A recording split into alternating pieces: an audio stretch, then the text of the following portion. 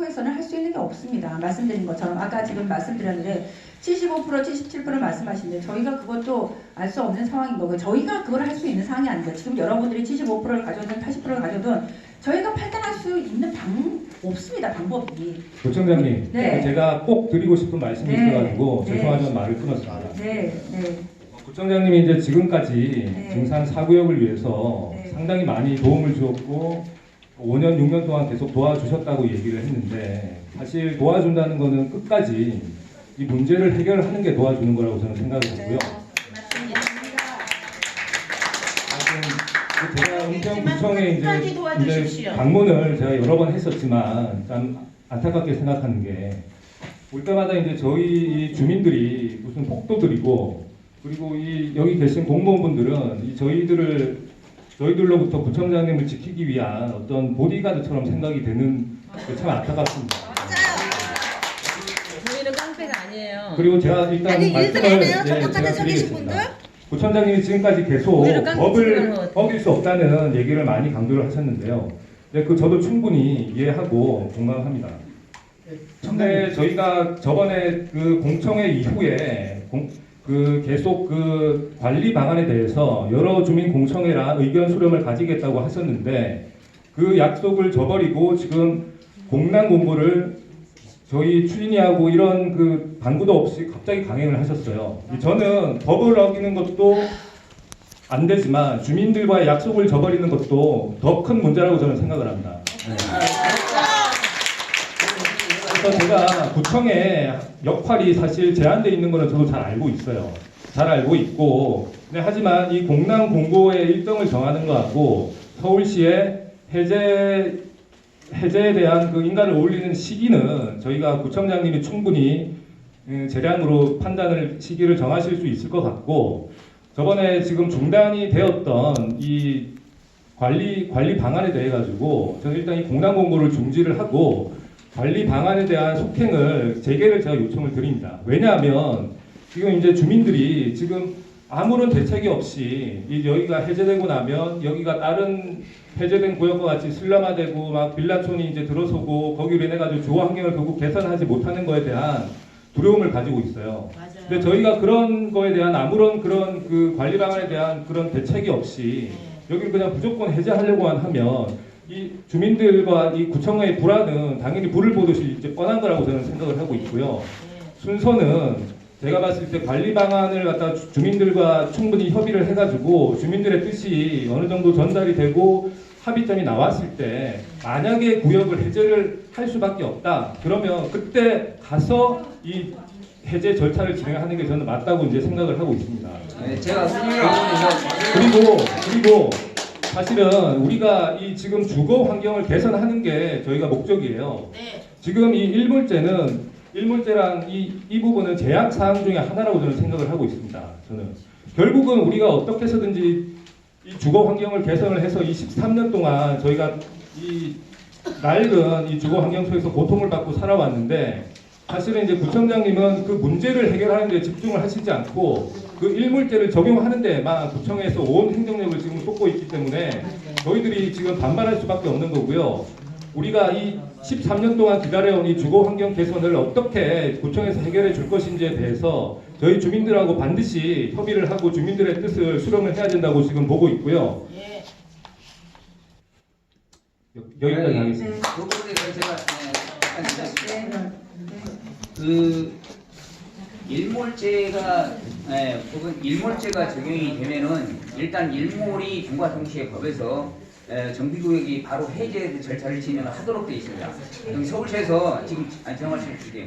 서울시에서 절차를 2단계로 지금 하고 있습니다. 일단 법에서 정비구역을 해제 절차를 진행을 하고 정비구역이 해제된 이후에 그 다음에 관리방안을 수립을 해서 재정비 촉진 계획에 대해서 변경하도록 그렇게 절차가 2단계로 진행이 되고 있습니다. 그렇기 때문에 일몰제에 의해서 연장 신청을 해서 연장 거부 처분이 딱 이루어졌을 때 그 이후에 바로 정비구역 해제 절차가 진행이 됐어야 되는데 여러분께서 소송을 진행을 했기 때문에 소송 결과를 기다렸습니다. 그래서 최종 대부분 판결 결과가 나왔기 때문에 일단 법에 의해서 바로 정비구역 해제 절차를 진행을 해야 되는 상황이기 때문에 정비구역 해제 절차를 지금 진행하는 것이고요.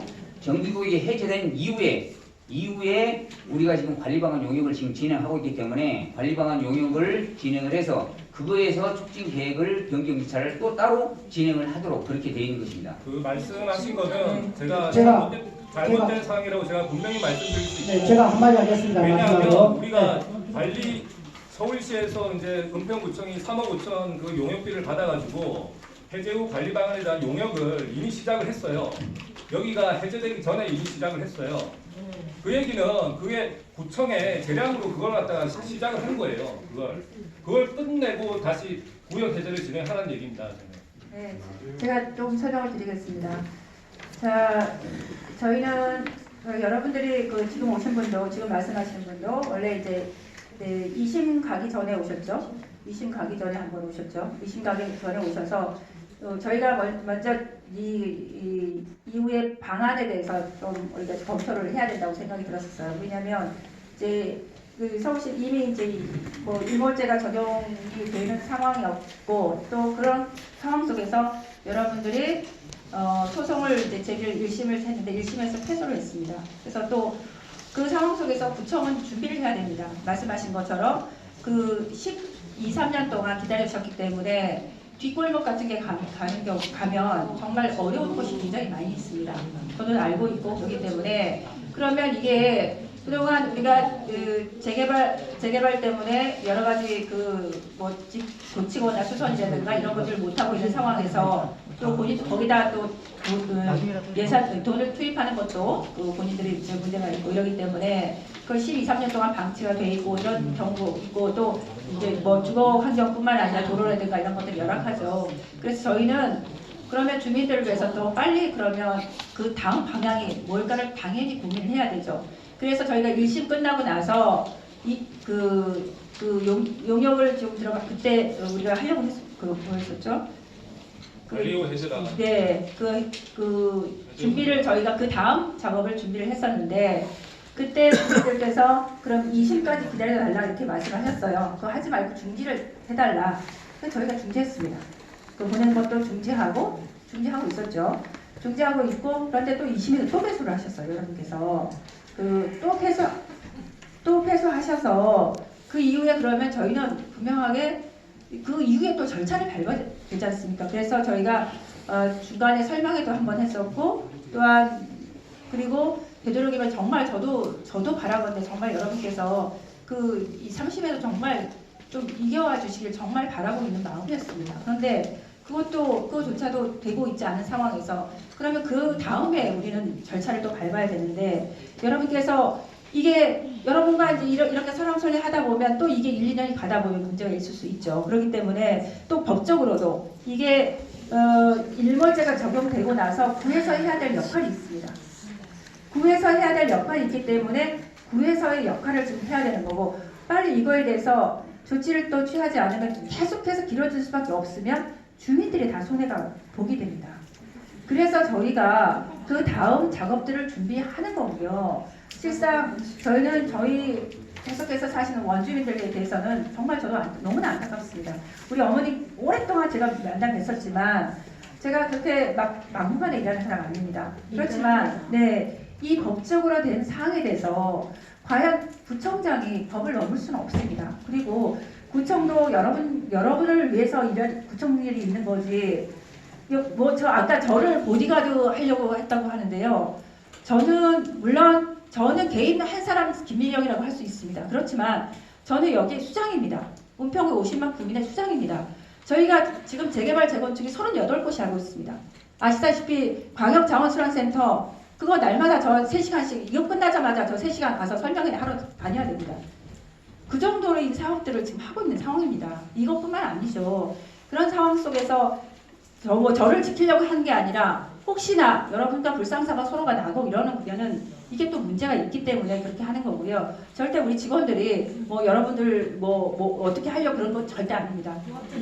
네, 우리 자, 고압적이라고 하면 여러분께서는 그거는 그렇게 하시지 마시고요. 국장님이나 과장님은 저희가 분명하게 여러분들을 위해서 공무원이라는 것은 공무원분들은 여러분들을 위해서 있는 문제입니다. 여러분들을 위해서 여러분들을 사회를 위해서 있는 거지만 그게 말로만 그러지 마시고 왜 그렇게 도와주세요. 하겠습니까? 우리들은 법에 의해서 하는 사람들이다. 법에 의해서 하는 거지 법을 초월해서는 할 수 없습니다. 그거에 대해서는 분명히 말씀드립니다. 네, 말씀하십시오. 네. 예, 일몰제 뭐 좋습니다. 네, 부총장님, 국장님, 과장님 그 계속 안 된다는 말씀하시니까 네. 오늘 저희는 한 가지 대답을 꼭 듣고 가겠어요. 네, 말씀. 이 말씀을 안 하시면 우리는 절대 갈 수가 없어요. 네. 지금 저희 이분 지도자 하셨잖아요. 네. 안양이 저희랑 똑같은 지금 상황이에요. 지금 네. 상황이. 그러면 저희 상황을 안양하고 똑같이 해줄 수 있습니까? 그 대답만은 오늘 꼭 해주세요. 아니, 지금 똑같은 상황입니다. 그거는- 안양과 우리는 아니 그 그거를 대답은 오늘 꼭 듣겠어요, 부총장님. 그거를 그렇게 말씀하시지만 안양과 그거는 똑같아요. 아니 그거는 똑같습니다. 본인들이 생각하셨을 때 똑같을 수 있는 부분인 거고요. 상황이 아니, 똑같습니다. 저희가- 저희는 절대 오늘 못 갑니다. 이거에 대한 말씀을 똑같이만 해주겠다고 해도 그거는 그렇게 제가 말씀드릴 수 없습니다. 왜요? 그거는 제가 말씀드릴 수 없고 저희가 저희는 이 그거는 말씀을 들어야지 갈 수가 있어요. 같은 상황 아파트가 있어요. 안양이에요.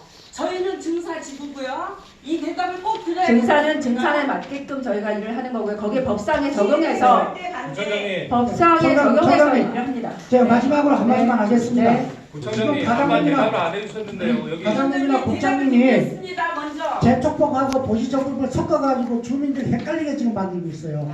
자, 지금 우리 증선 4구역은 제일 처음에 뉴타운으로 시작해가지고 서울시 도의 10조 지역법에 하다가 강력 개발을 하다 보니 안 되니까 노후도가 안 맞아가지고 재촉법 특별법을 만들어가지고 시행을 했습니다.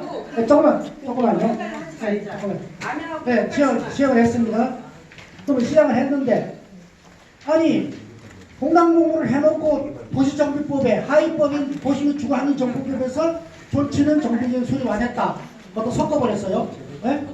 그러면 지금 정난 4국이 1년에 진행된 사항은 재정비 촉진지구 지정을 하고 재정비 촉진기역 수립을 하고 재정비 촉진 결정을 했습니다. 네, 결정을 했는데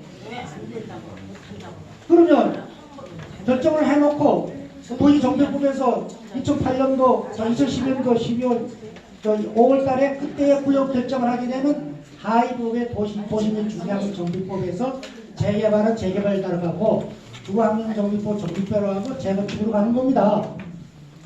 왜 어떻게 재촉법에서 도시 정비법을 갖다가 네. 끌어대냐고요? 그거는 제가 그리고 잠깐 청장님 그리고 정산 4구역 진짜 5구역이 특징기획을 수립했는지 안 했는지는 뭐 죄송하지만 정용원 팀장님이 산 증인입니다. 좀 답변 한번 해주세요.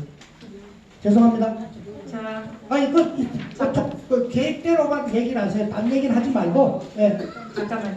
자, 그거에 대해서 그 말씀드렸자면 그 안양 말씀하신 안양 저희가 검토를 하겠지만 안양 같은 경우에는 그 일반 지금 재개발 거기 뉴타운입니까?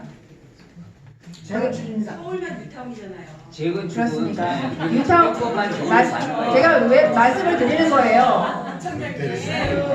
왜 그 말씀을 드리냐면 뉴타운법하고 일반법하고 좀 다릅니다. 우리는 상황이 수색 똑같습니다. 아니. 서울과 안양이 틀릴 뿐이고요. 자 말씀을 드립니다. 청장님 우리는 뉴타운에 의해서 수색 증사는 뉴타운에서 시작을 한 겁니다. 청장님 아니 저 주민들이 왜 그걸 주장하는가 하면요.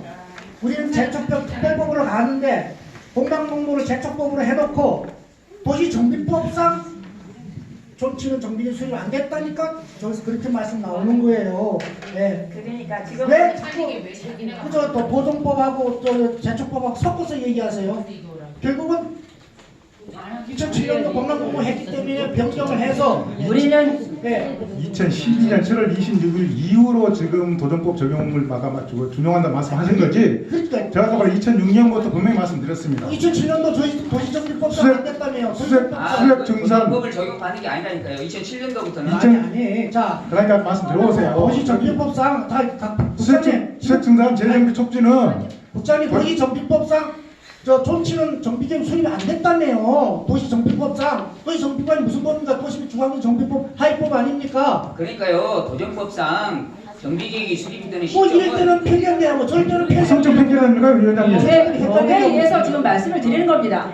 좀 분명히 혼돈하지 마십시오. 아까 거기 마당도 아까 제가 초대 말씀드렸습니다. 우리가 도시 정비 사업은 그 일반 주택 재개발 도시 및 주거 환경 정비법에 의해서 그 주택 재개발 사업이 있고 재건축 사업이 있고 재정비 촉진 지역 사업이 있습니다. 세 가지로 크게 나눕니다. 근데 여러분들이 지금 했던 증산 지역이나 수역 지역은 도시 재정비를 위한 특별법 촉진이나 특별법에 적용을 해서 아까 얘기한 재정비 그 계획이 촉진구역이 수립되는 거예요. 촉진구역 수립 그 최초 정비 일자가 아까 2012년 7월 26일이라고 말씀드린 거. 그 이후에 아까 2007년도 그 이후에 뭡니까? 그 이후에 진행된 사업은 도정법 준용에서 된 겁니다. 아까 추진력 구성하고 몇 년 되고 이거는 다 도정법에 적용돼 들어간 2007년도 겁니다. 공랑공간 무슨 내용인지 그건 도정법에 도정법 전 거잖아요. 아까. 법을 정확하게 거잖아요. 적용을 받으시고 저희가 법상 그거 왜 그랬는지 그런 내용들 왜 적용됐는지 몇 법 어떤 법을 적용했는지 그걸 정확하게 그것까지 해서 저희가 보내겠습니다. 그렇게 하면 되겠죠? 네, 질문하겠습니다. 네, 말씀하시죠. 이렇게 우리 여기 오기 전에 구청장이 공약을 좀 봤거든요. 공약을 보니까 그 은평구에 대해서 안전하고 쾌적하고 행복한 구청을 만들겠다라고 말씀하셨어요. 이게 아마 그 주거환경 개선을 통해서 이 구청을 좀 깔끔하고 멋지게 만들고 싶다는 그런 포부를 말씀하신 것 같아요. 그러면 그 사실은 이런 걸 공약으로 내걸었을 때 분명히 이 지역이 문제가 있었을 거예요. 그동안에 서울시에서 서울시 내에서 가장 취약한 곳, 범죄 행위가 많이 벌어진 곳 1위가 사실 수색 진단이거든요. 그래서 아마 그 구청장이 이걸 인지하시고 이런 계획을 아마 발표하셨던 것 같아요. 저는 나도 그 말씀하시죠. 이런 거 없이 그냥 단순하게 그냥 나는 안전하게 좋겠다라고 결정하시지 않으실 것 같고요. 그리고 두 번째 또 공약을 보니까 통일과 대륙의 시발점인 우리 그 은평구에 수색 역세권을 개발하겠다는 포부를 밝히셨더라고요. 이 포부는 사실 뭐 우리 구청장이 한번 임기 기간에 다 끝날 일도 아닌 것 같고 또 자기도 또 보셔야 될 거 아마 그런 결부출에서 아마 배터리가 없네. 같아요. 그래서 이제 저희는 지금 이 내용을 쭉 지켜보는 거니까 저는 뭐 일몰제건 뭐 이런 걸 떠나서 말씀을 드리는데